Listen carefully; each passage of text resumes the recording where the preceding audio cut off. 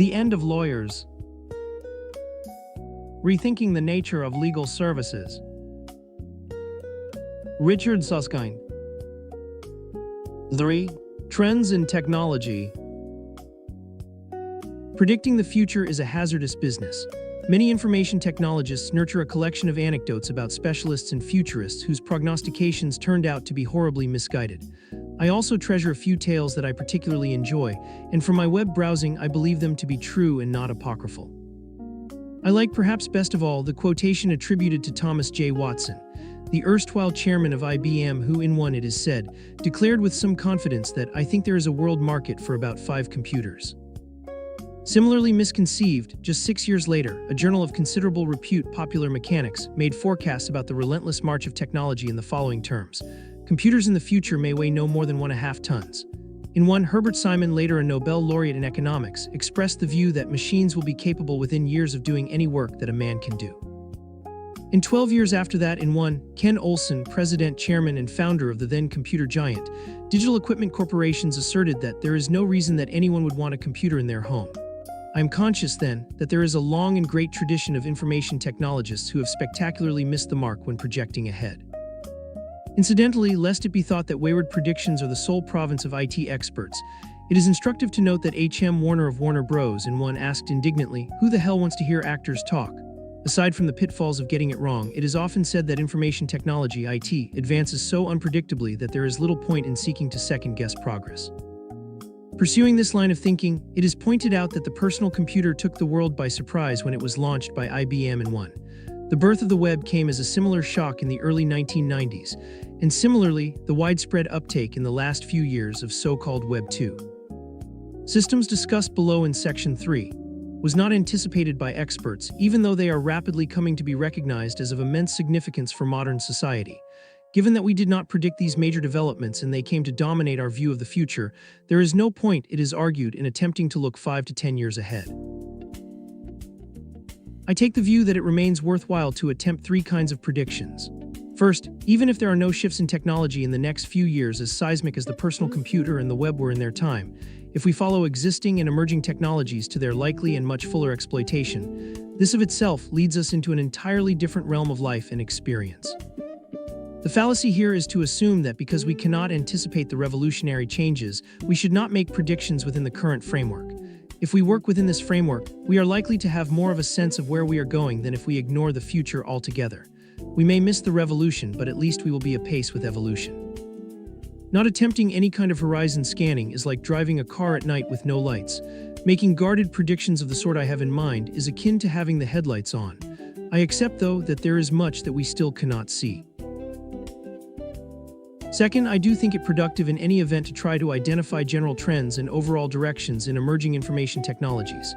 We may not be able to pin down precise applications of technology, but if we focus and reflect on likely patterns and trends, both in systems and in human behavior, then this can provide a useful backdrop when thinking about the future. The third sort of prediction that is worth making focuses on the impact of some of those technologies that we can imagine taking hold in the legal world.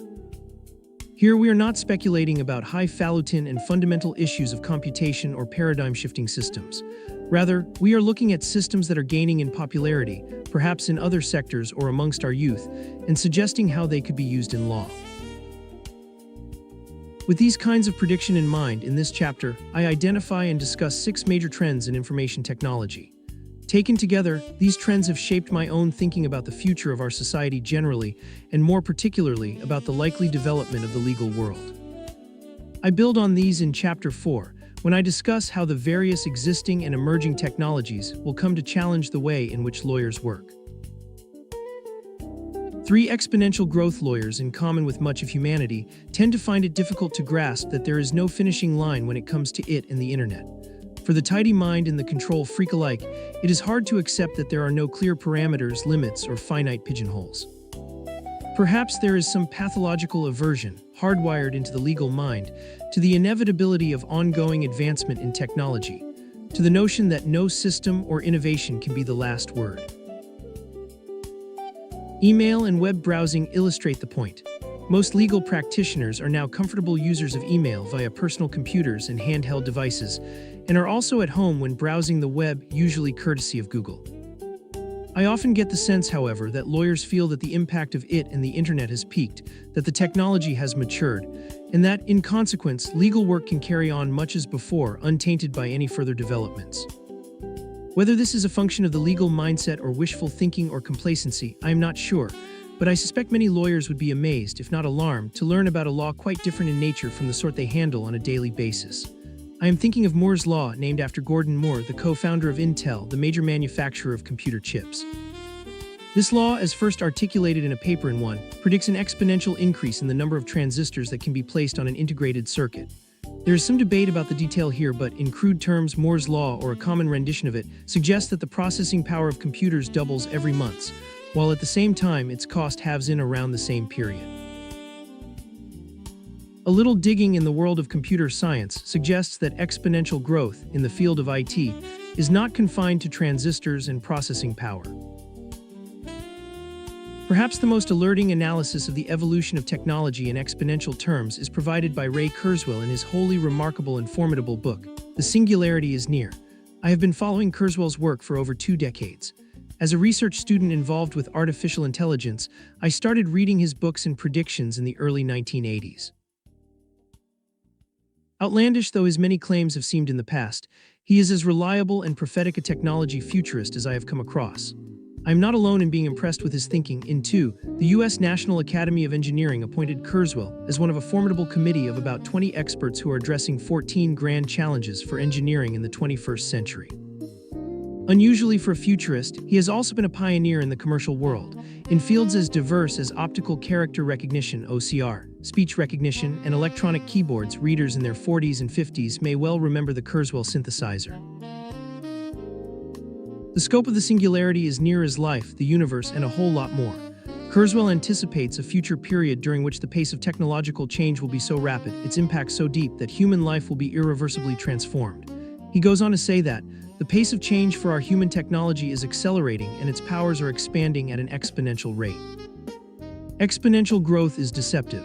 It starts out almost imperceptibly and it explodes with unexpected fury. Unexpected, that is, if one does not take care to follow its trajectory. The thrust of his book is that, within several decades, information-based technologies will encompass all human knowledge and proficiency, ultimately including the pattern recognition powers, problem-solving skills, and emotional and moral intelligence of even the brain itself. More, he argues that by the end of this century, the non-biological portion of our intelligence will be trillions of trillions times more powerful than unaided human intelligence. That the days of unenhanced biological humanity are numbered is due, according to Kurzweil, to the seemingly inevitable exponential development of genetics, robotics, nanotechnology, and IT. In this book, I am concerned only with this last category, but I quote from Kurzweil in passing, in part to encourage readers to delve into his remarkable book, and in part to put some of my own, apparently extreme claims in context. When compared to Kurzweil, my vision of the future is conservative. Fig. 3. An exponential curve. Crucial for current purposes is Kurzweil's theory of technology evolution. He identifies a wide range of information technologies and aspects of it that are progressing at an exponential rate, and sometimes even double exponential, which means that the rate of exponential growth is itself growing exponentially. He shows that this exponential trend extends, for example, to random access memory, average transistor price, the rate of transistor manufacturing, microprocessor clock speed, microprocessor cost, transistors per microprocessor, processor performance, total bits shipped, magnetic data storage capacity, the number of internet hosts, internet data traffic, internet backbone bandwidth, and more. Kurzweil regards this ongoing acceleration of technology and its exponential growth as a form of evolutionary process. In a memorable phrase, though, he suggests that we are currently at the knee of the curve. The shape of the exponential curve is shown in Figure 3. By this he means that, although we seem to have experienced fantastic growth in our information technologies up until now, we have traveled only up the initial and shallow part of the exponential curve. Today, as we are poised at the knee of this curve, at the tipping point if you like, he anticipates we are about to experience quite unimaginable and explosive future growth in our information technologies. This dramatic imagery is brought sharply into focus by Kurzweil when he discusses how our machines will come to have the computational capacity of the human brain. Following the exponential curve that depicts hardware computational capacity, he claims that by an average desktop machine costing US $1 or so in today's terms will have roughly the same processing power as a single human brain, conservatively, able to undertake calculations per second. More amazing still, he claims that by following the same curve, and this is where the exponential effect clicks in, $1,000 of computing will exceed the processing power of all human brains on Earth. Call me radical, but it seems to me that if we can envisage a day when the average desktop machine has more processing power than all of humanity put together, then it might be time for lawyers to rethink some of their working practices and processes. This is not Google and handheld email plus a few bells and whistles. This is an unprecedented revolution in the power of the tools available to man. I acknowledge that Kurzweil's theories are not universally accepted, but many other experts and commentators do come to similar conclusions on the question of the exponential growth of the power of technology. There are also echoes here of related phenomena, such as Metcalfe's law, which states approximately that the value of a network to its users is proportional to the square of the number of the users connected to it. Sometimes known as the network effect, this means that a network's usefulness increases exponentially with the number of new users who join. The economic effects of this are famously discussed by Professor Michael Spence in his Nobel Prize lecture of 2. I do accept, however, that exponential growth and development in information technologies do not always and necessarily result in an exponential increase in the rate of uptake of new systems. But if Kurzweil and like-minded thinkers are even remotely accurate in their extrapolations and predictions, then we are surely at the doorstep of an era of change that is more profound and radical in terms of technical progress than humanity has ever seen. My message to lawyers in this context is simple: far from approaching the finishing line, the race has barely begun. Within the lifetime of most readers of this book, our social and economic lives are likely to be radically overhauled as a result of the rapid emergence of a clutch of information and internet-related technologies of unimaginable power. All aspects of the raw technology with which lawyers are familiar will improve radically in a small number of years and thereafter at an accelerating rate. Yet further advances can be expected, from the resolution of screen displays to the portability of equipment, from the speed of machines to storage capacity, from the availability of wireless connections to the bandwidth of these links. We have hardly left the start line. 3. Information satisfaction. Turning away now from technology itself, my second major trend is an increase in what I call information satisfaction. A definition should help here. In broad terms, I say that we are satisfied in this sense of information satisfaction when we receive all but only what we want in our quest for information. All but only. Many of us in our information-seeking activities, I think it fair to say, are not satisfied or are only sometimes satisfied. We feel our systems let us down. Users everywhere bemoan the information explosion and suggest that there is far too much out there. I suggest, however, and this is the major trend, that information satisfaction will steadily increase in years to come. We will, in turn, become much more content with the output of our systems as time goes by.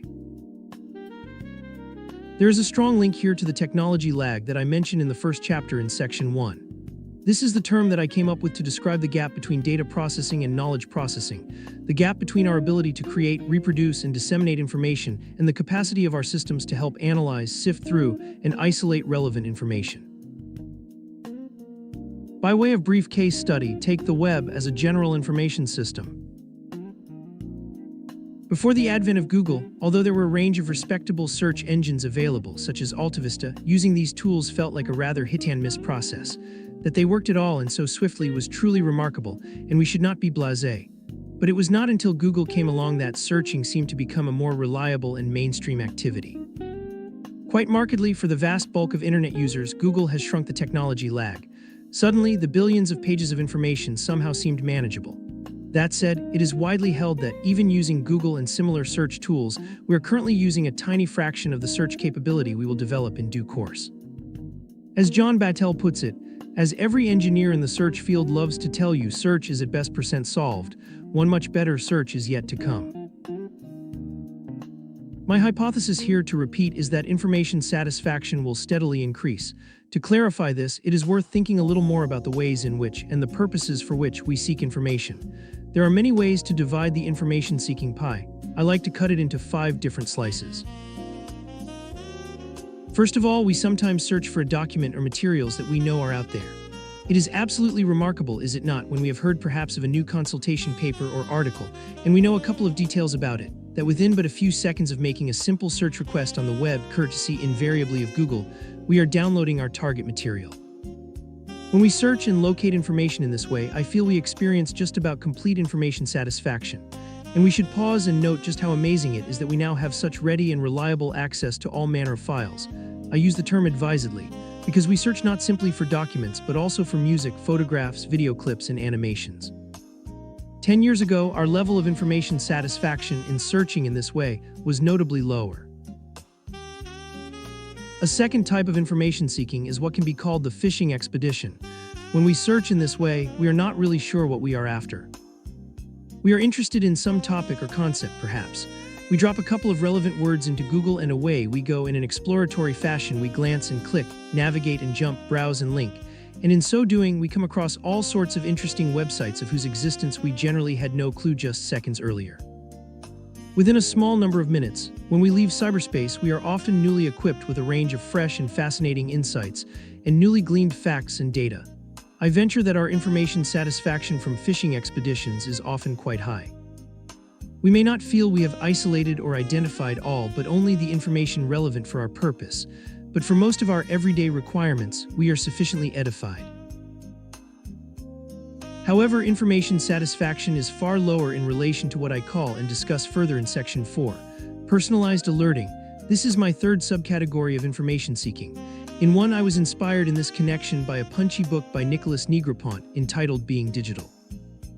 In this prescient guide to our electronic future, Negroponte discussed the idea of the Daily Me, a newspaper delivered electronically every morning, made up of news, comments, and reportage, but containing only topics of direct interest to each particular reader. Each reader, in other words, receives a personalized newspaper that only contains items of direct interest to him or her. Although today there are all sorts of feeds, services, and alerts that aspire to this level of selectivity and focus, none of these systems yet seems personalized enough. None of these services seems to know quite enough about what we want. To meet this challenge, we will need a variety of improved technologies, including intelligent agents for profiling, selecting, and editing. More, we will, I suggest, need to rely on systems that can analyze our ongoing online activity, our clickstream, and in so doing capture and articulate our interests, assuming we are happy to expose our information-seeking habits in this way. We will achieve information satisfaction in our personalized alerting only if the services that are bringing information to us can know the kinds of materials that interest us, in part by finding the patterns of our previous searches. Some systems, known as aggregators, already do this, rather relying solely on the profiles we provide. A practical hurdle here is encouraging usage of available techniques. Existing and rather impressive techniques like RSS can indeed support quite impressive personalized alerting, and yet, the uptake of this has been relatively modest, certainly amongst lawyers. RSS, which stands for Really Simple Syndication, is a powerful way of publishing and receiving online materials that avoids various hassles of email, filters, and spam, and the hit-and-miss experience of web searching. RSS feeds or web feeds notify subscribers when new content, an article, blog, or webcast, for example, is available. While this appears to be ideal for lawyers to keep them and their clients up to date, many have not even heard of RSS. As matters stand, then, we are quite some distance from achieving information satisfaction with our personalized alerting sources. But in the coming 10 years, I expect that we will enjoy enormous progress in this field. My fourth and penultimate subcategory of information seeking might be called optimum retrieval. I use this term to refer to the quest for a search capability that is so impressive that users feel confident their system can immediately isolate, where this is meaningful, the single best document that is available for their purposes. This is not a document of whose existence the user is aware. That situation would fall under my first subcategory, but material that is, almost magically, unearthed and dispensed authoritatively as the most definitive and pertinent source available. Of course, there are considerable conceptual difficulties in characterizing a document as optimum or most relevant, but the general thrust is clear. In separating the wheat from the chaff, the aim is to isolate the best that is out there. It will take longer than 10 years to achieve optimum retrieval, but within that period, I have little doubt we will see major advances. Where today we have Google's option, I'm feeling lucky, which is self-consciously brave and even flippant, in due course such a utility will more confidently deliver prime content. I draw my optimism in this context from a variety of research initiatives around the world, especially work on the development of the semantic web, as well from the steady progress that I see being made in artificial intelligence, AI, and natural language processing. Together, these systems and developments give strong reason to believe that our own online searching will become steadily less hit and miss. Although our information satisfaction when we try today to achieve optimum retrieval is very low, mind-boggling commercial and research resource is being invested in improving the power of search. One promising line of development here is searching as a collaborative or communal activity. There is some overlap here with what I say in the next section about online community. There are already websites that in various ways allow users to see what other people have been finding and ranking as important. Soon it will be commonplace to stand on the shoulders of other searchers. Finally, in my classification of information-seeking utilities, there is the subcategory of problem-solving. Often when we use the web, although we search for documents or other files, in reality we are looking for a solution or answers. Would it not be wonderful if we could ask a question in ordinary language, and out would pop an answer at an appropriate level of detail and with a suitable body of supporting arguments and evidence? This is sometimes called perfect search. Information satisfaction remains very low indeed in the realm of problem solving, for users who want answers and not documents, who would like problems solved rather than documents to scrutinize. In truth, I fear we are 2 decades or more away from general and still quite crude problem solving across the web. Although the techniques already exist drawing on AI and expert systems to develop problem-solving systems in small, relatively self-contained areas of knowledge, none of this work is scalable today. Users should not be deceived by the impressive way in which a question inserted in a search engine in ordinary language may indeed deliver up some relevant documents. Often, this is the power of a successful fishing expedition, and at best, furnishes documents that, in some sense, contain an answer. It is a massive leap from this to a system that can answer questions on a wide range of issues in the manner of highly intelligent human beings. The general lesson of this section, however, is that information satisfaction will steadily increase in the coming years, even though the bodies of data and information that are stored are increasing at a stunning rate. Our tools and technologies, I predict, will be refined and enhanced so that the performance of our systems in their delivery of information to us will improve over time. For lawyers and clients, these developments will be vital. Vast bodies of legal information will at last become manageable. 3. Online community. I find it helpful to regard the internet not just as a global network of networks, but also as a technology infrastructure that supports 3 main utilities. The first is electronic mail, an application that has revolutionized the communication habits of hundreds of millions of people on our planet. The second is the web, the world's largest information resource, which has transformed our information-seeking habits. The third is online community. With human beings connected to one another through the internet, this gives rise to fundamental new ways for us to interact and collaborate with one another. I have for long felt and said that this third use of the internet would be of the greatest significance to mankind. Accordingly, it is the third of the major trends I see in IT. Online communities will burgeon over the next decade. My first glimpse of the possibilities of online community was through a far-sighted book entitled The Virtual Community by Howard Rheingold. In one prior to a night flight from Philadelphia to London, I happened upon this work in a bookstore. I did not sleep a wink on that flight, so absorbed was I by the possibilities. It seemed to me then, as now, that online communities would change the social and economic lives of human beings forever. However, it was to be many years until online networking and collaboration would become commonplace. Online community, as I see it, is not of itself a single technology. Rather, it is a blend of systems and techniques that bring over 1 billion people under the one virtual roof. I subdivide online community into 4 categories: communicating, producing and collaborating, networking and community building, trading and exchanging. When we are all sitting on the one big network, as one large community with easy access to one another, each of these 4 changes radically. Let me give a flavor. I start with communicating. It is unarguable that email, especially when available through handheld machines, has fundamentally changed the way we communicate with one another. Alongside email, however, there now sit a number of other technologies that are bringing further transformations.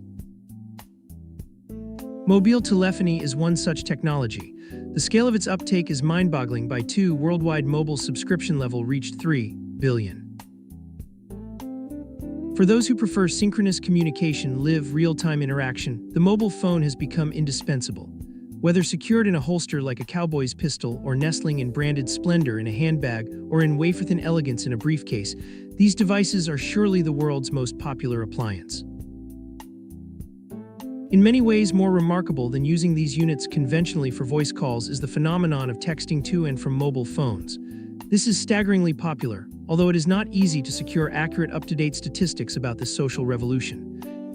As I understand it, there were billion users of text messaging, who together sent over billion texts. In the UK in November 2, in that 1 month alone, 3 billion messages were sent. More formally known as SMS short message service, texting is like a basic email facility. It enables users to send and receive text messages to and from their mobile telephones and pagers. Like email, this is asynchronous. Those who are communicating do not need to be available at the same time to interact. Despite the early protestations of bemused parents, texting has become the dominant means of communication amongst many teenagers. The protesting has now diminished, as these same parents themselves have become keen, if less dexterous, users. This ubiquity of mobile phones has had some impact in law. Upon finding that some of their clients were not web users, and so were unlikely to use internet-based reporting facilities, an innovative six-partner firm in England, Fiddler & Pepper launched a free service for all its conveyancing and personal injury clients based on mobile phone technology. On the occurrence of significant events, once these were logged on the firm's case management system, SMS text messages were automatically sent to clients' mobile phones. Dear Mr. Smith, this is a quick note to confirm we have just received your local authority search. For other law firms who were keen to adopt a similar approach, a new service known as Client Inform was developed. A further illustration of online community is instant messaging (IM). To witness this in action, look over the shoulder of any teenage computer user. IM systems such as MSN Messenger provide a convenient online way for two or more people to exchange messages in real time. These live interactions can be supplemented by sound and video, by using webcams, for example. Users compile lists of people with whom they want to chat, and the systems will indicate at any given time who is online and whether they are available, busy, or away from their computers. This feature is often known as presence. In some ways, this can give rise to something equivalent to the serendipitous meeting of a colleague at the coffee machine. When a user sees a contact is online, they might, by what is really chance, start up a conversation. Except that this is more like bumping into a contact in the street because contacts are external as well as internal. IM dominates communication amongst the net generation C Section 3 and is mushrooming in banks and consulting firms, especially in the US. It is quicker than email and more interactive. Experienced users of, say, years of age can conduct many conversations at once, while parents again cluck disapprovingly. So far, lawyers have also been skeptical, and very few of the world's million users are from the legal fraternity. Indeed, some firms forbid IM. But in due course, IM will be common in legal practice, encouraging better communication internally and providing a new channel of contact with clients. Some lawyers reject as intrusive any notion that their clients might see when they are online and be able to engage them in chat. Others see this differently, as an opportunity to be more available and responsive. Video calling from desktop to desktop using Skype is another increasingly popular form of communication. Similar to IM using a webcam, this no-cost service offers a glimpse of a related world that lawyers and clients will find hard to resist. Already, the sharpness of the video is such that a conversation supplemented by seeing the other party is indeed an enhanced experience. As video across the internet improves in performance, as most certainly it will, speaking while viewing will become commonplace. And a new generation of video conferencing is indeed now available. It is quite astounding. The first generation was technologically impressive in its time but disappointing in action. People at the other end seemed diminutive and remote. Their movements were staccato and puppet-like, and the time delays, latency in sound were frustrating. These early systems were more effective if participants had met before, but it proved an unsatisfactory medium for a first-time engagement. In short, a meeting by old video link was nothing like a real face-to-face encounter. Using the latest technology, immersive telepresence, as it is sometimes called, is quite different. It does feel as though you are in the same room as those you are meeting remotely. The images are life-size and almost spooky in their clarity, physical movement is smooth, and there are no perceptible delays in sound.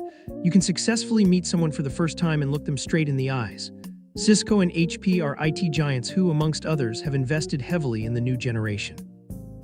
While their technological infrastructures are different, their offerings are similarly impressive for the end user. The multimedia technology combines with the purpose-built studios to create the impression that you are actually sitting around the same table as your distant colleagues. The new-look video conferencing, although eye-bulgingly expensive for all but the largest of organizations, will prove invaluable for international legal businesses when the prices start to tumble. Whether for internal management meetings or for getting together with clients, the attractions are clear. Telepresence helps to avoid costly and tiresome air travel. It is more convenient than traveling to meet, and it encourages and enables more frequent interaction.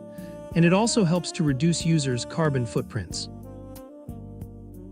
Before long, however, these systems will not be confined to use by prosperous companies and firms. This new emerging technology offers us a glimpse of the quality of video link that the great majority of businesses and homes are set to enjoy from their desktops in a few years' time. Taken together, mobile telephony, texting, instant messaging, video calling, and immersive telepresence will provide lawyers with a wide range of communication channels that are a far cry from exchanging letters via the postal system, which was the dominant way of communicating not so many years ago. My second category of online community is producing and collaborating. In current jargon, this is a central aspect of what has come to be known as Web 2.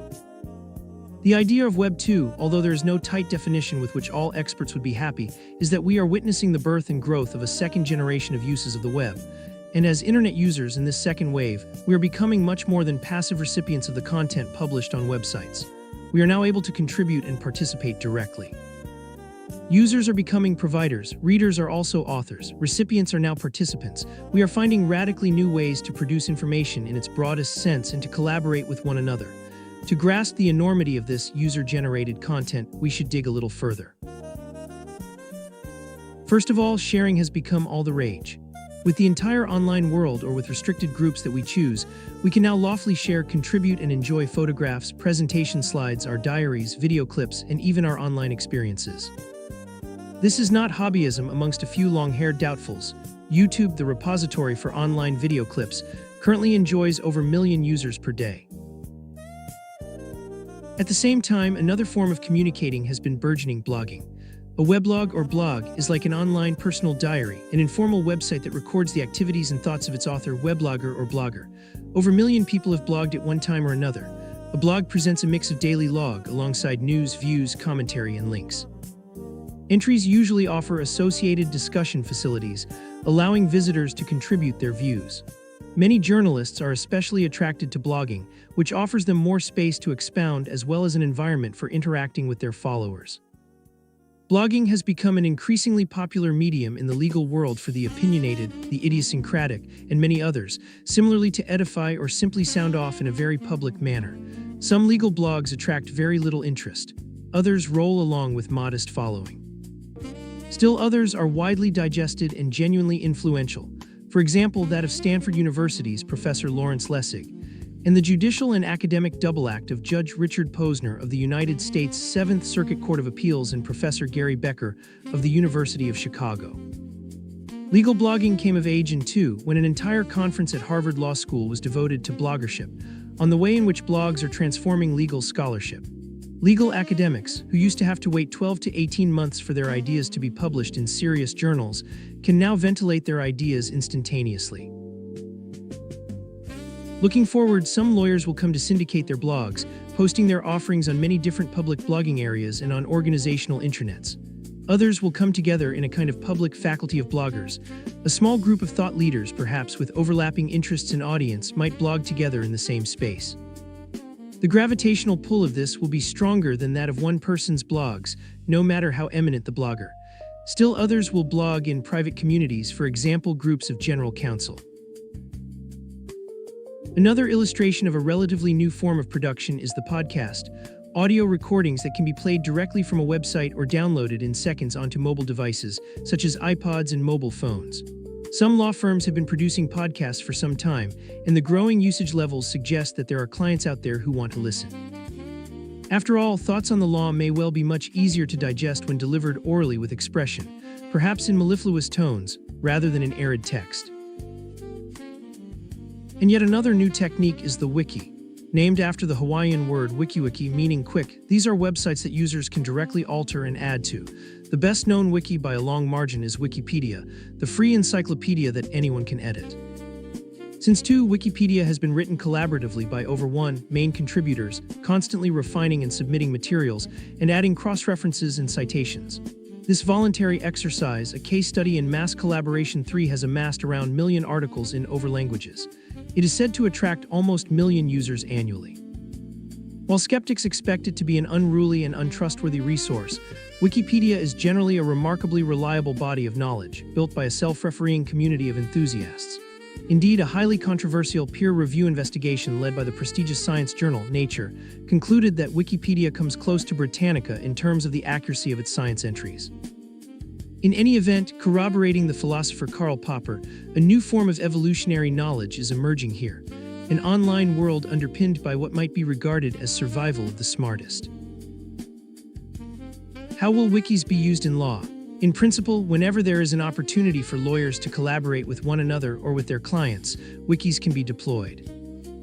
Although the legal fraternity is not renowned for collaborating, the clear attractions of legal wikis should help to foster greater cooperative spirit. Contributions to wikis can be made easily and quickly. Their impact and usefulness is immediate and apparent. They evolve rather than requiring one single act of creation. They provoke stimulating debate and discussion. And they appeal to the ego in that contributors seem irresistibly enjoined to leave their mark. Wikis may engender a new culture of knowledge sharing for lawyers, on intranets and the internet, internally and with clients, bringing the legal community and its beneficiaries under a new virtual roof. As a tool for gathering and sharing insight into clients and markets, wikis stand out as more intuitive and practical than most techniques of the past. As a method of capturing know-how about areas of law, types of work, and jurisdictions, wikis seem more natural and convenient than their technological predecessors. And as a way of building up a body of knowledge about live deals or disputes, wikis are ideally suited, providing an accessible shared space for all parties involved and as an ongoing repository of update and insights. Closely related to much of the progress with wikis is the open source movement. This is a phenomenon that so far has attracted little interest from lawyers, other than intellectual property specialists.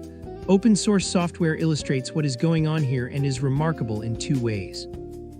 This is software first that is quite unlike conventional code, in that it is made available at no cost to users. Second, like Wikipedia, it is generally created not by a single company or formal consortium or under some strict project management regime, but is informally and collaboratively developed by volunteers who cooperate on development projects without compensation. As documented by Steven Weber in his book The Success of Open Source, many of the systems that lie at the heart of the internet, most notably Linux, the most commonly used operating system, available at no charge and built by non-paid volunteers, are open source. But the spirit of open source need not be confined to the world of system development. In law, for example, we should expect a buildup of public or community-based bodies of legal materials. The radical leap here will be when work undertaken for one client is made available publicly or to a legal community for others to reuse. Clients will soon collaborate in sharing the past work product of their advisors. They will soon therefore have a new option beyond insourcing or outsourcing legal work, that of open sourcing. See Section 4. Unlike previous waves of new systems, these new techniques for producing and collaborating blogs and wikis especially are comfortably within the purchasing power of modest-sized law firms and cash-strapped in-house legal departments. For example, the latest version of Microsoft's SharePoint, an off-the-shelf package, can provide a solid environment for wikis, blogging, and more. And these systems need not be held on law firms' hardware. Once set up, they can be securely hosted by third-party providers. This affordability will no doubt encourage widespread experimentation and exploitation of these emerging techniques. My third category of system under the heading of online community is networking and community building. The basic thrust here is clear. If we are all plugged into the same network, we can easily contact, socialize, and collaborate with colleagues and friends around the world. This is another dimension of Web 2. The most striking illustration of its impact is the remarkable recent uptake of social networking systems. In all, there are thought to be well over 1 million users of these systems, most notably Facebook, founded in 2002 with around 1 million users and growing rapidly, and MySpace, over 1 million users, launched in 2002 and bought by the News Corporation in July for effectively $5 million. This level of usage and the rapidity of adoption over so few years is spectacular. This is not analogous to CB radio in the 1970s. This is not the province of geeks. The overwhelming majority of university students in the UK and the US are on one or both of Facebook and MySpace, nor is this an exclusively Western phenomenon. On a recent visit to Japan, the graduate students that I met there were every bit as enthusiastic about their equivalent, known as Mixi. I know from my clients in the UK that around half the staff in professional firms in the UK are also users, and this number is rising steadily. Very few of these are partners, incidentally, which is telling.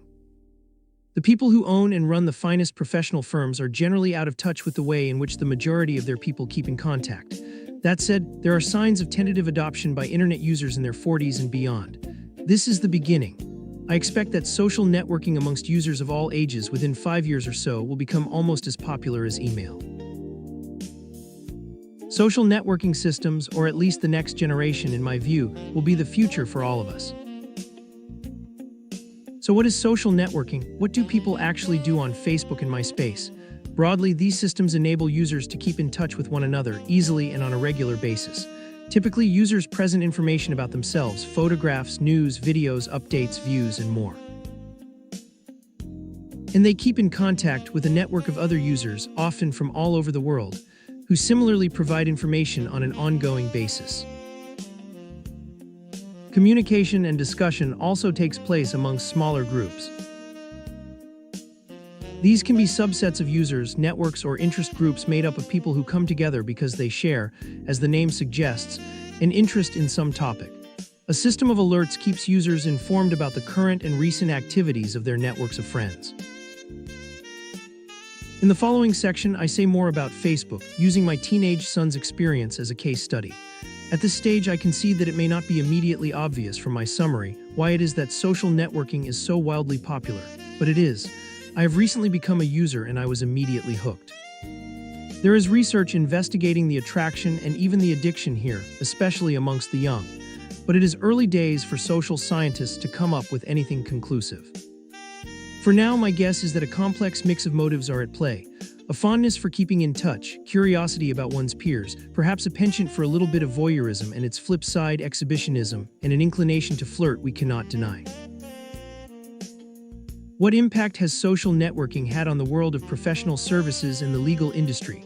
With one exception, social networking, to my knowledge, has rarely been deployed as a business tool for law firms.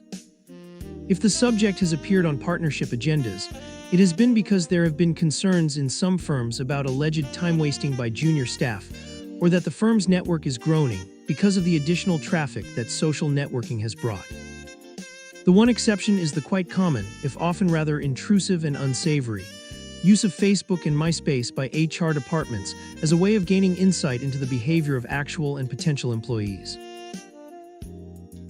Some lawyers, as distinct from law firms, have signed up to LinkedIn, which is the nearest we get today to Facebook for grown-ups. While this system has built up a respectable user base of professional and business users, the take-up in the legal world has been low, especially amongst senior partners. Interestingly, youthful social networkers have not been managing upwards on this one. Junior lawyers have not been knocking down senior partners' doors, advocating that Facebook and MySpace have business uses.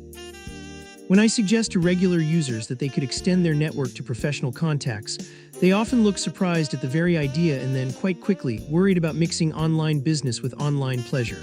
This should not deter us. We have at our disposal a wonderfully powerful tool for keeping in touch with contacts. It is barely conceivable that this will prove to be irrelevant for lawyers. In projecting ahead in the world of social networking, however, readers should not assume that today's social networking systems will continue to operate as Facebook and MySpace do today. I am reminded of the state of email when my book, The Future of Law, was published. At that time, many of us used half a dozen or more different email systems and had to endure the laborious chore of logging on to each to pick up the full array of emails that had been sent to us. There was little interoperability across these systems and no single mailbox into which all our messages would be delivered. The world moved on, and today most of us operate from a universal mailbox, into which and from which mail from and to many different systems can be sent. Similarly, I expect in the world of social networking that before too long we will be able to communicate across the various platforms, enabled, no doubt, by some front end which will sit on top of the various underlying systems. It will be less important that we have chosen to use Facebook or MySpace, for example, than that we are participating in a variety of particular networks. Indeed, I anticipated just this in my book, Transforming the Law, where I predicted that in the future, a busy person might belong to 50 or so different networks of contacts. I said then, and I still believe this is helpful, that we should think of every user having a portfolio of affiliations to a range of networks, some devoted to particular projects, others to organizations to which they belong, and still others to bodies of individuals with shared interests. I stand by that prediction. The key concept here is that of communities. These come in various forms, and there is some overlap here with my previous category, producing and collaborating.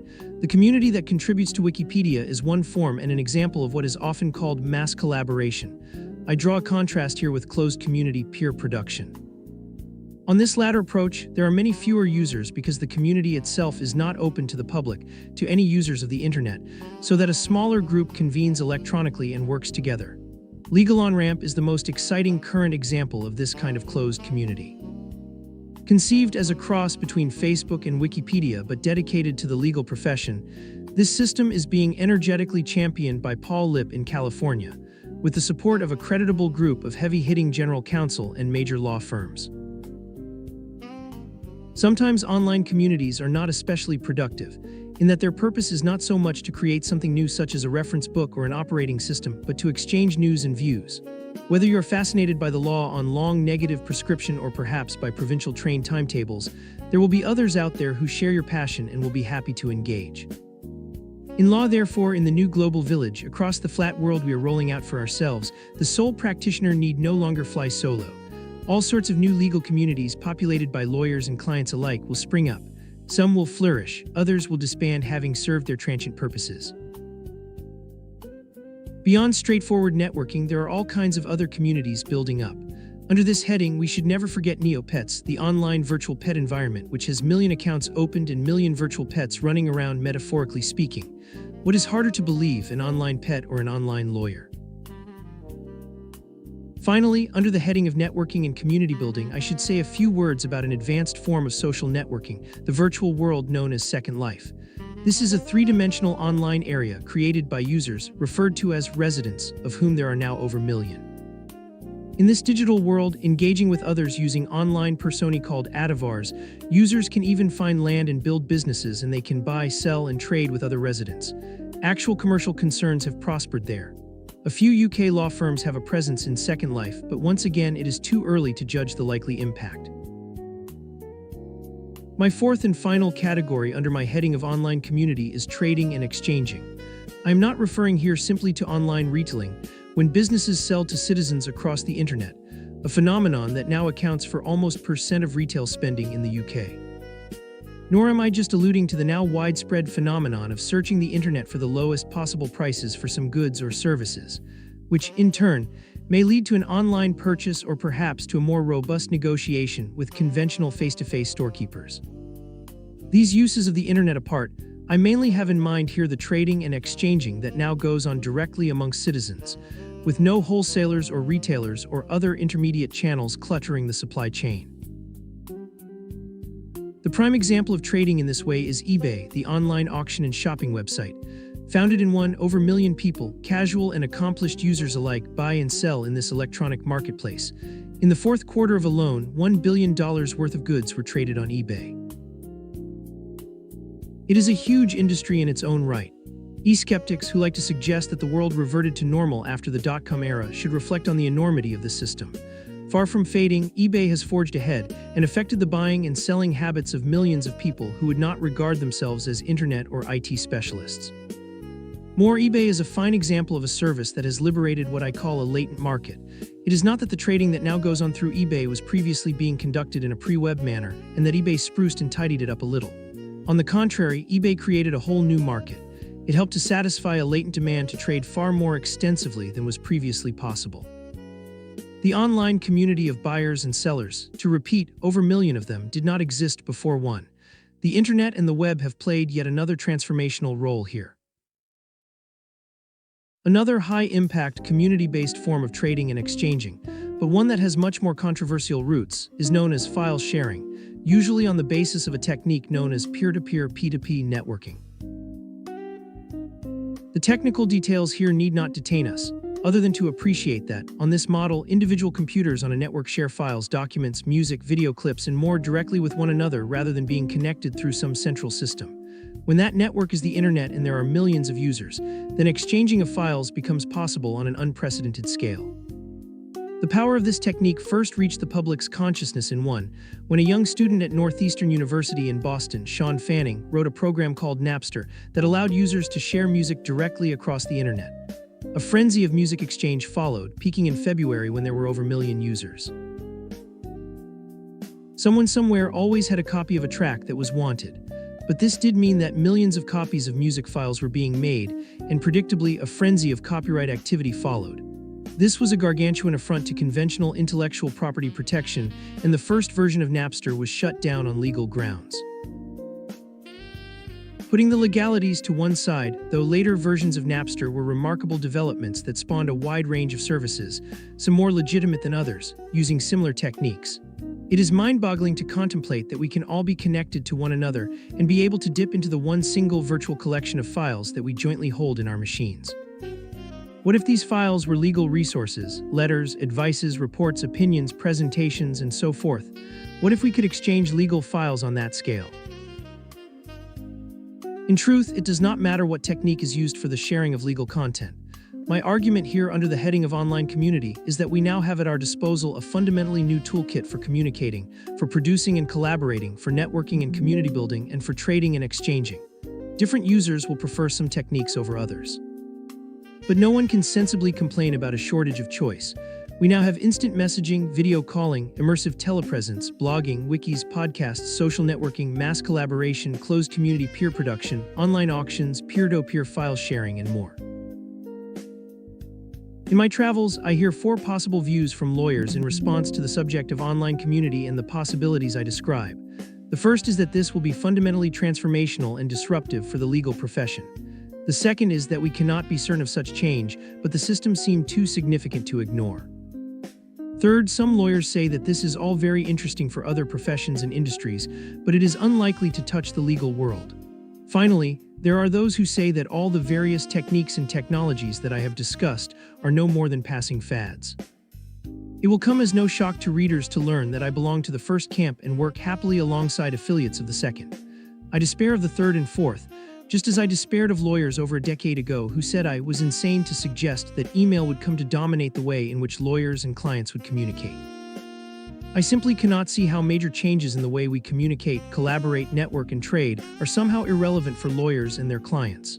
Nor, given the sheer scale of the systems and the levels of their usage, can I conceive that this is a passing fad. I recognize that the new technologies bring serious concerns, from threats to privacy through to worries about the cult of the amateur. But these should not deter us from facing the future squarely and responsibly assessing their impact for the legal and justice systems. 3. The net generation within the massive and growing population of Internet users, currently around 1 billion. I draw a firm distinction between those who can remember a pre-Internet world and those who cannot. The latter group is what I take to be the Internet or net generation. If born in or after one, give or take, these young adults and children cannot recall a time when it was not possible to communicate by email or instant messaging, nor an existence without the web and social networking at their fingertips. They cannot conceive of life without mobile phones and text messaging, and find it hard to credit that their parents and their friends, when planning their Saturday nights a generation ago, had to choreograph their activities and all permutations in advance because they were unable to contact one another once they left their homes, and so their fixed-line telephones. More recently, and with considerable fervor, this net generation, as I say earlier, has embraced social networking systems, Facebook and MySpace, for example, which now lie at the epicenter of their lives. During much of 2, my younger son Jamie allowed me to observe his progress on Facebook, from a tentative novice to an experienced exponent in a matter of months. Swiftly, he built up a large network of friends, extending to well over 1 in number. I contrasted this with my address book in my youth. When I was his age, 18, I was probably in regular contact out of school with about companions. I was not, I want all readers to understand, an unpopular person. I simply did not have 21st century tools for maintaining contact with a large number of friends. For Jamie, Facebook rapidly moved, as he put it, from reflecting his social life to becoming the core of his social life. In a sense, Facebook became an umbrella under which all his work and social activities were gathered. It was not that he no longer socialized in person. His face-to-face engagements were now facilitated by Facebook, logistically speaking, and when not physically congregated together, it complemented such get-togethers by enabling constant, real-time contact with his network of friends. This was a complementary and not an alternative social option. More, the system introduced him to new people and encouraged a broader, conventional social life. I also learned from him that Facebook could perform a quasi-management function. At the time, he was head boy at his school, which meant he regularly had to organize and consult with around 40 prefects. Using Facebook in one evening, he could arrange lunch and car park duties and debate with his fellow prefects about a variety of issues prior to meeting with teachers the following day. In short, he was using Facebook as a management tool in a way that would put most modern lawyers to shame. Indeed, I believe if most teenagers looked over the shoulders of most contemporary legal practitioners over the age of and witnessed the way they managed themselves and others, they would be horrified by the antiquity of it all.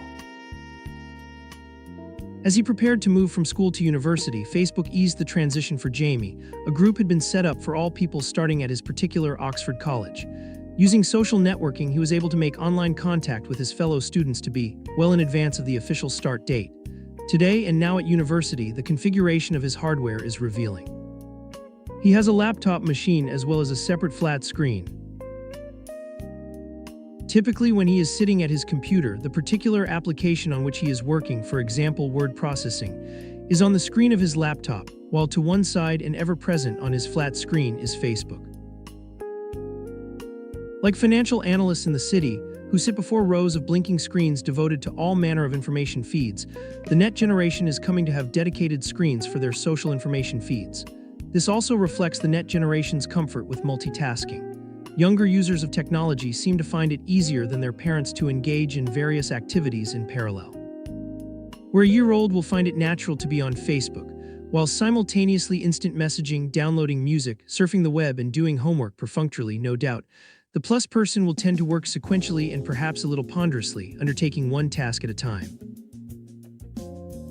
I dwell on Facebook because it provides a powerful illustration of a new technology, broadly social networking, that has taken the net generation by storm, overhauling their communication habits and suggesting a way of socializing and working that is quite alien to most lawyers and their clients in too.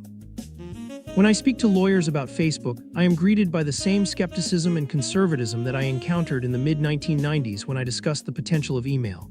Facebook is dismissed as a transient plaything of the youth. It is a nonsense that teenagers have over one friends. What kind of friendships can these be? None of this is relevant for me, the cynical lawyer goes on, because no one I know is on Facebook. All of this, I am afraid, is depressingly misguided and characteristically myopic. Communicating and networking within and beyond their organizations is fundamental to the work of lawyers. Why on earth should lawyers feel they are exempt from using tools that are enabling others to communicate and network with unprecedented ease? We say to our young lawyers that they must nurture their contacts and build their own networks. And yet we do not encourage them to exploit tools that are surely more effective than the clunky systems of yesteryear. Compare the habits of a Facebook user who manages his or her contacts with great ease with the fashion in which most lawyers currently manage their network of contacts, through an unholy confusion of business cards, handhelds, Rolodexes, and databases. Why not embrace a powerful and simple way for lawyers to keep in touch with their clients, colleagues, and contacts? I am more confident today that Facebook-like technology will become indispensable to lawyers in communicating with clients than I was in relation to lawyers and clients embracing email when I wrote and spoke about this 12 years ago. Aside from social networking, the net generation is not satisfied with being confined to the flat world of text. The proliferation of iPods, over a million units now sold, although clearly not the sole preserve of the net generation, has nonetheless been embraced by teenagers as a way of life. The net generation manipulates sound files with consummate and natural ease. Their information units are not restricted to the transport of words. The success of YouTube, the website to which video clips can be sent and at which they can be viewed at no cost, is also indicative of the way in which the net generation is embracing multimedia. The majority of the million daily views of YouTube are by fully fledged members of the net generation. For both entertainment and education, multimedia is embraced and increasingly expected by the net generation. And there is more. Mobile telephony and internet use are converging for the net generation. Unusually and frenetically embracing BlackBerry devices and the like, the adult population has been one step ahead of youth in the world of handhelds. This is changing as I write, as we enter the era of smart mobs, as Howard Rheingold puts it, heralding what he regards as the next social revolution. These powerful units with wireless broadband access and daunting multimedia capability will bring social networking to the palms of the net generation. And with integrated satellite-based global positioning systems, these mobiles will also have location awareness. It is already possible for such systems to alert users when a potential partner with a promising profile is nearby. The net generation, then, has moved beyond a world dominated by text and synchronous communications. Their world is a multitasking frenzy, fueled by multimedia, by portability, and the asynchronicity of emails and social networking systems. The natural first port of call today for the net generation, when seeking information on almost any topic, is the web. When I suggested this might be the case in the future in my book, The Future of Law, I was thought to be an eccentric at best. It was barely imaginable just 10 years ago that the reference library and especially the encyclopedia could so quickly fade from prominence as the dominant information source in society. Pulling together these various strands of thought and observation about the net generation, we should acknowledge a significant grouping in society whose communication habits and information-seeking habits are underpinned and dominated by the internet. One key challenge in thinking about the nature of legal services 10 years hence and beyond is to imagine how this net generation might provide and receive legal services. Older members of today's net generation will be in their early 30s a decade from now and so could themselves be directly involved in the provision of legal services and as recipients of guidance on legal matters. Hard though it may be for many middle-aged lawyers and receivers of legal services of today to accept, predictions about the future of law should take very considerable account of how the net generation will want to dispense and obtain legal services. I observe this leap in imagination to be one that many lawyers, who are not far from retirement today, find all but impossible to make.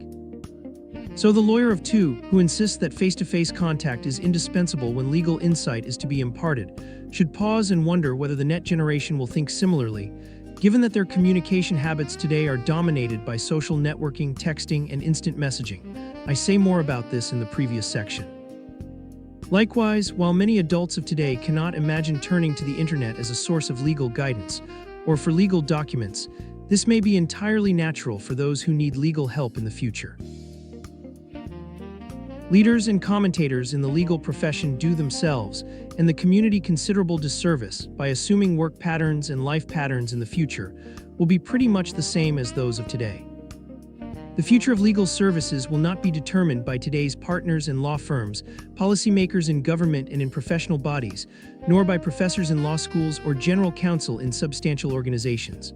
It is our children who will shape the profession because they are tomorrow's lawyers and clients. And as enlightened parents, we should facilitate and encourage them to proceed in their own way, and we should do this with an open-minded attitude, rather than impose our own practices in a frequently embarrassing manner. In the world of technology today and in law tomorrow, the child will be father of the man. 3 Clicks and Mortals. For many years, I intended to write a book entitled Clicks and Mortals. It was to be about the impact of the internet on the professions, government, and education. I wrote a proposal for the publishers, who liked the theme but rejected the title. I was reluctant to let it go, however, and so have smuggled the concept into this book, under the radar as a section heading if not a book title. This is not mere obstinacy. I believe the fundamental message of Clicks and Mortals still holds. I derived the phrase from another phrase, clicks and mortar, that was popular during the dot-com era. This sought to emphasize that many organizations would find success in the internet era by concocting a mix of online offering and physical presence, and not simply by exclusive devotion to online commerce. And it has indeed transpired that many leading online retailers also continue to have major physical outlets. For law firms, this clicks and mortar theme suggested that some thought should be directed to the best ways to exploit or minimize losses from their property legacies, whether as long leases or capital assets in often costly and arguably unnecessary geographical locations. But I suggested that lawyers should think more broadly, with an emphasis also on clicks and mortals, on combining online and traditional human service. The biggest challenge here is for lawyers honestly to identify those situations in which personalized, human service is genuinely needed and adds relevant value that internet and IT-based service cannot simulate or improve upon. As an early intuition, We may conjecture that in the future, legal service that requires considerable expertise or an ongoing personal touch will still be in demand in the traditional way, but routine and repetitive work will be handled online and by smart systems. More generally, achieving a balance between clicks and mortals, between machine and human being, between process and personality, will be a central challenge in maintaining a balanced society and an efficient economy. Already, it is clear that the internet and not human beings is gradually becoming the natural, first port of call for those who need information on most topics, and for a variety of services too. There is a generational point here. Following the distinction of the previous section between those who can remember a world without the internet and those who cannot, the attitude of the former towards many internet facilities is and always will be that of amazement. Amazement that we can make available and access information so readily across the world. For the net generation, there is no amazement. A website or service is useful or not. That the whole phenomenon is in place is of itself unremarkable. That new services and applications emerge so regularly is in the normal order of things for the net generation. It has always been thus. Looking forward once again into a future when today's net generation become the opinion formers and decision makers, I anticipate a shift in default setting when it comes to obtaining guidance in professional services. Today, when the parents of the net generation are involved, and there is a knowledge service to be delivered or received, the natural assumption is that it will be human-based. With the net generation, I believe this default setting will change. Their starting point will be that knowledge service comes across the internet, and if not, they will want to know why. In future, the presumption will be in favor of clicks and not mortals. Mortals will only be justifiably involved if they can add value not deliverable across the internet. More human beings will move beyond our current ways of thinking and talking about the internet, which, after all, is basically a set of technologies and standards, plumbing really. Online life will be natural and human beings. The net generation will give as little thought to its availability as adults do today to the phone or TV, at whose existence we do not generally pause to marvel. The broad thrust of this discussion of clicks and mortals is supported and extended by Frank Levy and Richard J. Murnane in their important book, The New Division of Labor. As economists, they ask four fundamental questions. What kinds of tasks do humans perform better than computers? What kinds of tasks do computers perform better than humans? In an increasingly computerized world, what well-paid work is left for people to do both now and in the future? How can people learn the skills to do this work? 5. These and related questions are very much the focus of this book too. Levy and Murnane are always keen to draw a distinction between computers substituting the work of human beings, as distinct from computers complementing their work. And they make the important observation that substitution by computers and outsourcing are affecting many of the same occupations.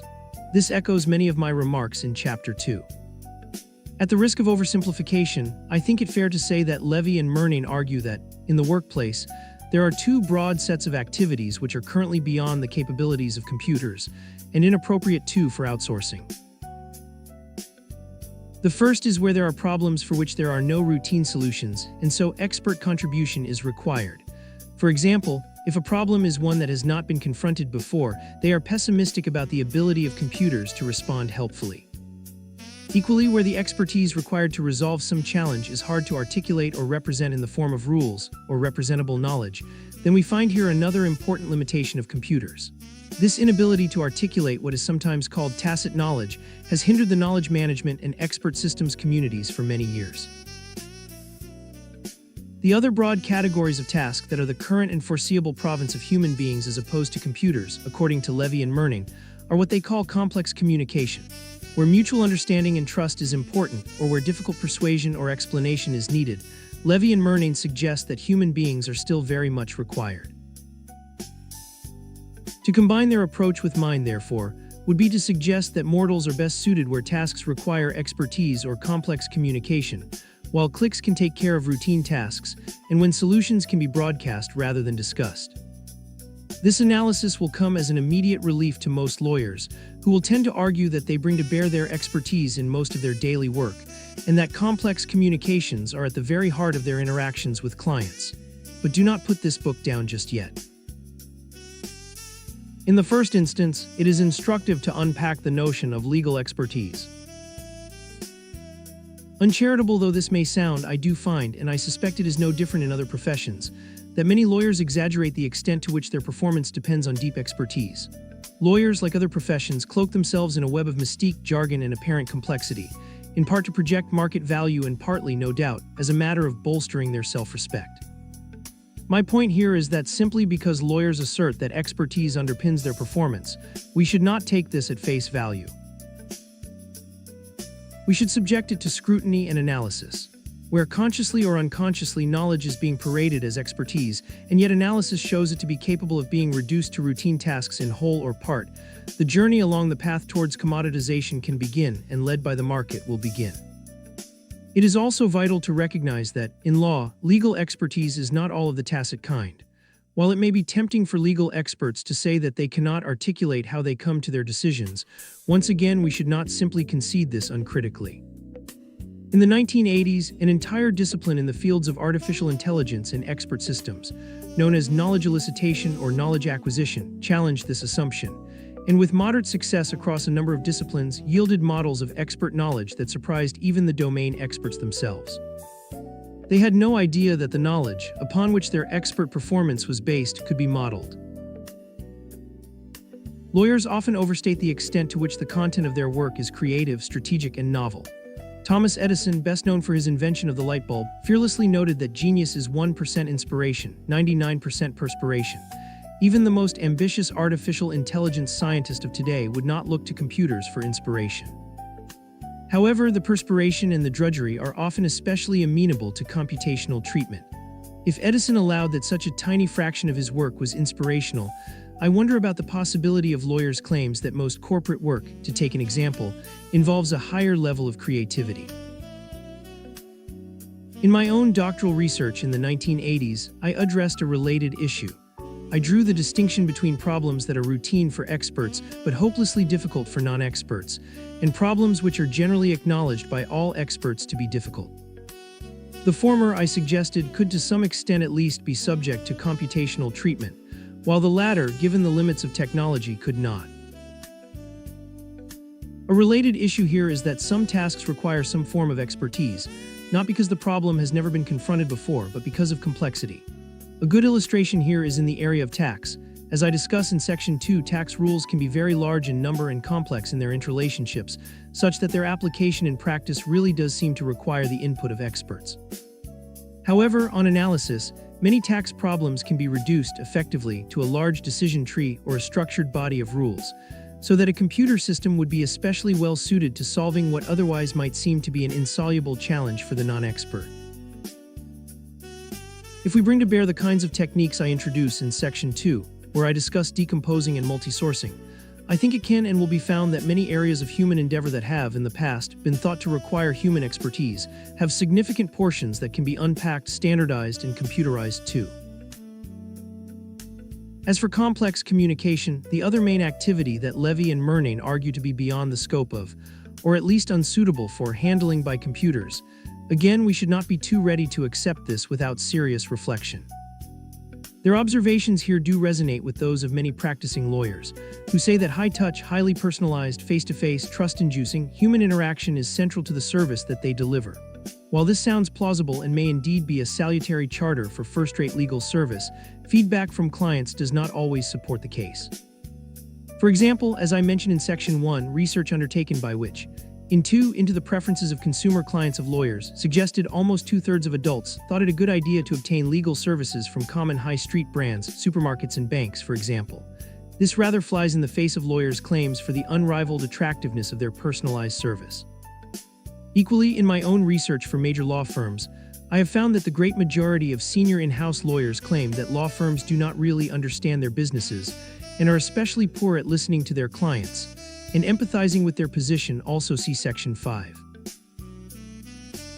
Further, I am increasingly told by practitioners in the largest of firms that direct client contact at meetings is becoming rarer and rarer, in large financial transactions, for example. Indeed, I was struck recently at a conference with one major firm, where a relatively experienced lawyer who had recently joined a UK firm said that in her first 3 months of intensive client work she had yet to meet a client. In banking and finance law, as in other areas, many of the lawyers who today are undertaking the grunt work do not, as a matter of fact, actually meet with the clients themselves. That engagement is left to relationship or supervising partners, but overall on the job, the level of face-to-face contact is diminishing. There is, moreover, and in any event, some interesting evidence to suggest that, in relation to particularly sensitive or embarrassing issues, some people actually prefer to impart their details to a machine rather than a human being.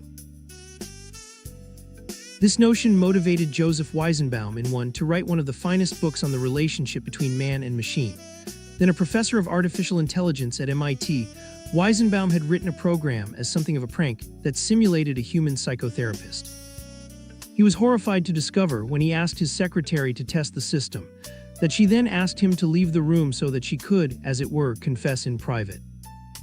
Weizenbaum worried deeply about the implications of this and wrote a passionate book on the subject, Computer Power and Human Reason 63, warning of the perils of increasingly intelligent machines and their impact on human beings' interaction with one another.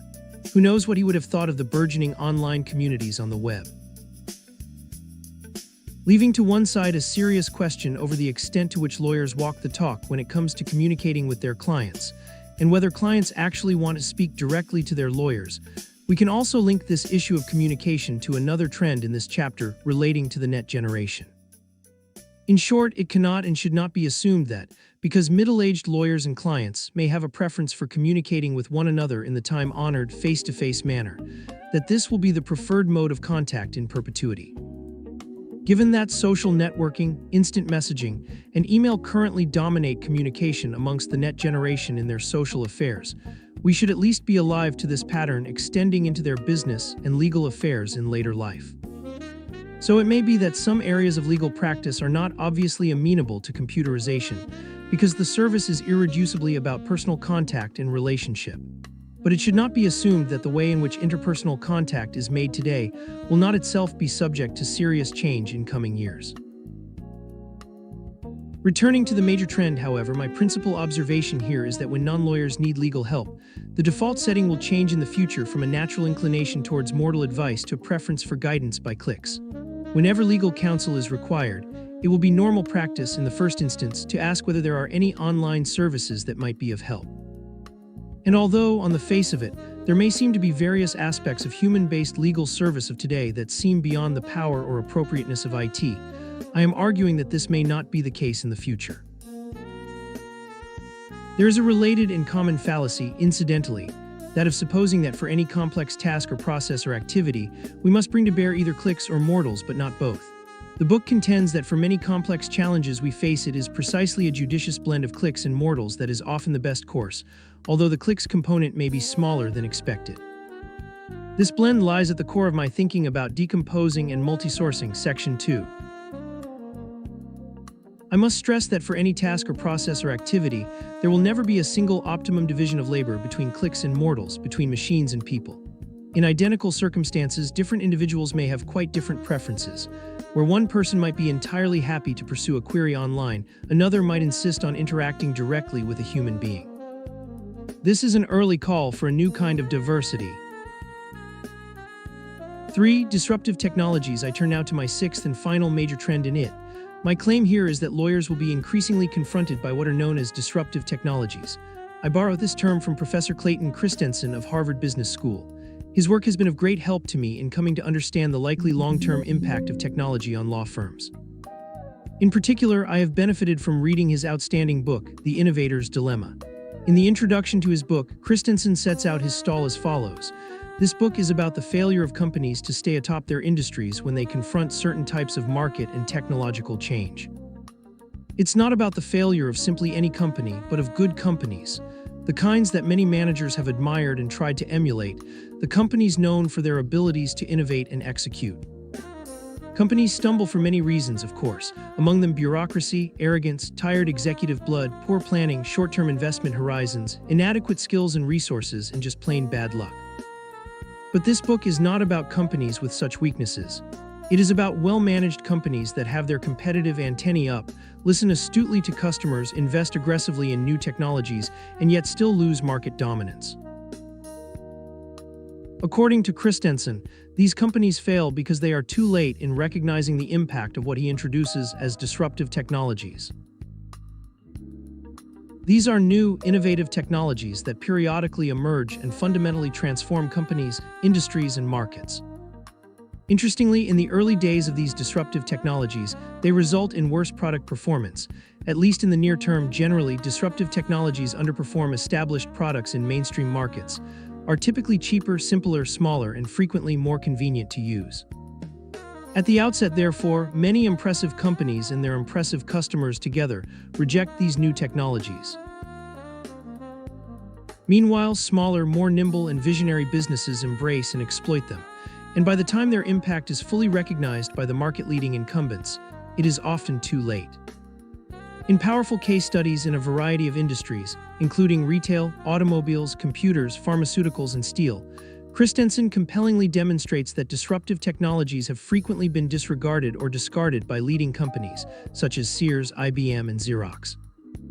In so doing, he points to the huge commercial opportunities that were missed, and more significantly to the ways that more maneuverable, often hungrier and more entrepreneurial competitors have entered marketplaces and often displaced the apparently invincible leaders. In turn, he shows that these newcomers have come to dominate the next phase of evolution of an industry or market sector. It is not that these great companies have failed to listen to their customers. The enduring irony to which Christensen also points us is that it is precisely because leading firms listened to their customers, invested aggressively in new technologies that would provide their customers more and better products of the sort they wanted, and because they carefully studied market trends and systematically allocated investment capital to innovations that promised the best returns, they lost their positions of leadership. Crucially, these companies did indeed invest heavily in technology.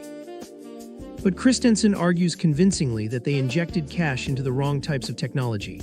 In a vital distinction, he contrasts disruptive technologies with what he calls sustaining technologies, those that improve the performance of established products, along the dimensions of performance that mainstream customers in major markets have historically valued. In other words, successful companies have tended to put capital and effort into improving and optimizing their current offerings and ways of working, rather than into developing new business models. In relation to the legal marketplace, I anticipate that in the long run, Christensen's analysis of the failure of great companies will come to apply equally to leading professional services firms, and so to legal practices as well. I expect in the coming decade that a variety of information technologies will underpin radically new ways of working. Initially, most leading law firms will reject these disruptive legal technologies and the novel approaches to legal business that they bring. And so, firms will instead continue to invest in a range of sustaining technologies that support and enhance the traditional business models. We can easily recognize and expect in the legal services arena the characteristics that Christensen associates with disruptive technologies. They will not work as well as human lawyers, but they will be less costly and easier to use. Where the underperformance of these systems will constitute a fatal flaw for many lawyers, this of itself is a vital theme for Christensen. He says suppliers often overshoot their market. They give customers more than they need or ultimately are willing to pay for. However, and this is absolutely crucial, he goes on to say that disruptive technologies that may underperform today, relative to what users in the market demand, may be fully performance competitive in that same market tomorrow. In other words, lawyers who reject disruptive legal technologies, such as document assembly and online legal guidance, see sections 4 and 4 for their current level of performance, or dismiss some of the application areas in which they operate for consumers or small businesses as indicative of their irrelevance, are missing a vital signal. Today's low-key systems and services, those fueled by disruptive legal technologies, will grow in strength and sophistication, and indeed are poised, as I suggest in greater detail in Chapter 4, to disrupt the entire legal marketplace. What makes all of this particularly difficult for the top manager is, as Christensen suggests, that it may appear irrational for 3 reasons for successful organizations to invest in disruptive technology. First, disruptive products are simpler and cheaper. They generally promise lower margins, not greater profits. Second, disruptive technologies typically are first commercialized in emerging or insignificant markets. Leading firms, most profitable customers generally don't want, and initially can't use, products based on disruptive technologies. By and large, a disruptive technology is initially embraced by the least profitable customers in a market. And yet, many great companies that have neglected to embrace disruptive technologies have failed for reason of that neglect alone. This is so because disruptive technologies, though they initially can only be used in small markets remote from the mainstream, are disruptive because they subsequently can become fully performance competitive within the mainstream market against established products. What does this mean for lawyers? I believe it presents a fundamental challenge for the legal profession, and that is to assess whether or not various existing and emerging technologies are disruptive in the sense that Christensen identifies. In the following chapter, I introduce a range of disruptive legal technologies. Individually and collectively, these technologies constitute a grave threat to conventional legal businesses. Indeed, disregard of their impact could, I believe, lead to the collapse of complacent law firms.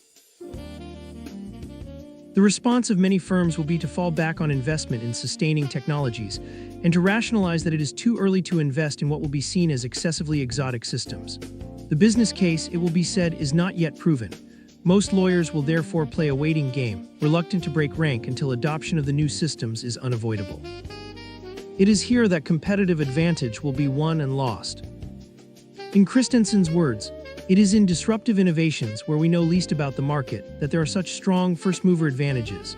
Companies whose investment processes demand quantification of market sizes and financial turns before they can enter a market get paralyzed or make serious mistakes when faced with disruptive technologies.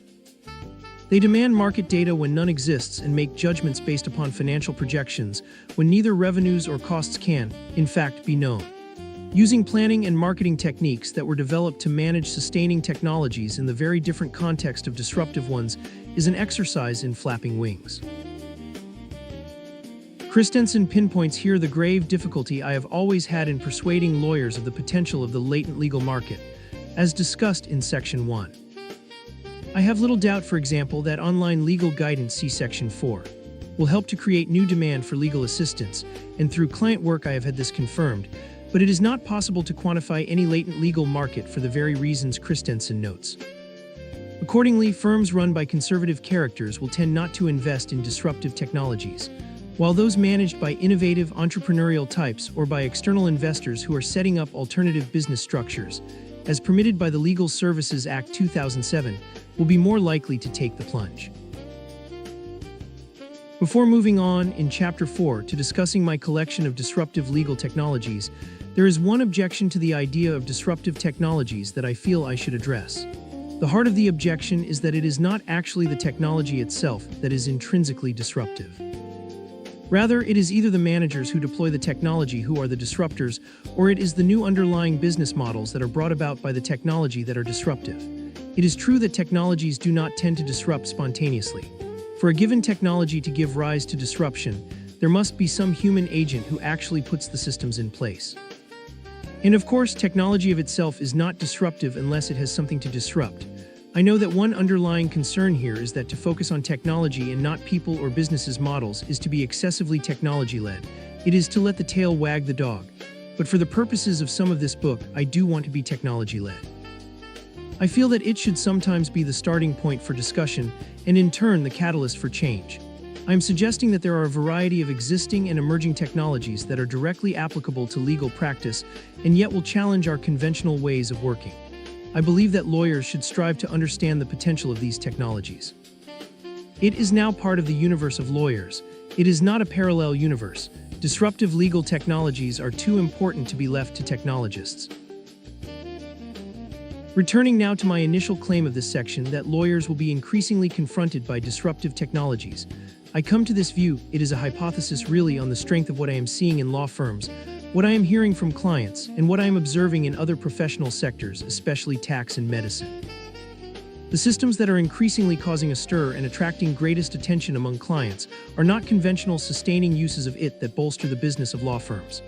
Instead, they are applications of technology that challenge the old ways and in so doing bring great cost savings and new imaginative ways of managing risk.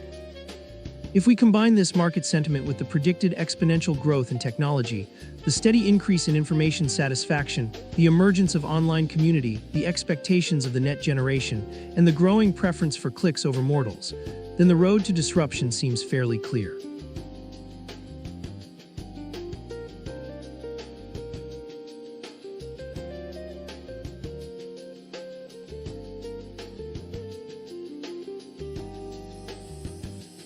Rethinking the nature of legal services. The end of lawyers. The end of lawyers. The end of lawyers. The end of lawyer. The end of lawyer. The end of lawyers. The end of lawyer. The end of lawyer. The end of lawyer. The end of lawyer. The end of lawyer. The end of lawyers. The end of lawyer. The end of lawyer. The end of lawyers. Rethinking the nature of legal services. Rethinking the nature of legal services. Rethinking the nature of legal service. Rethinking the nature of legal services. Rethinking the nature of legal services. Rethinking the nature of legal service. The end of lawyers. Richard Susskind. 3. Trends in technology. 3. Trends in technology. Trends in technology. Trends in technology. Trends in technology.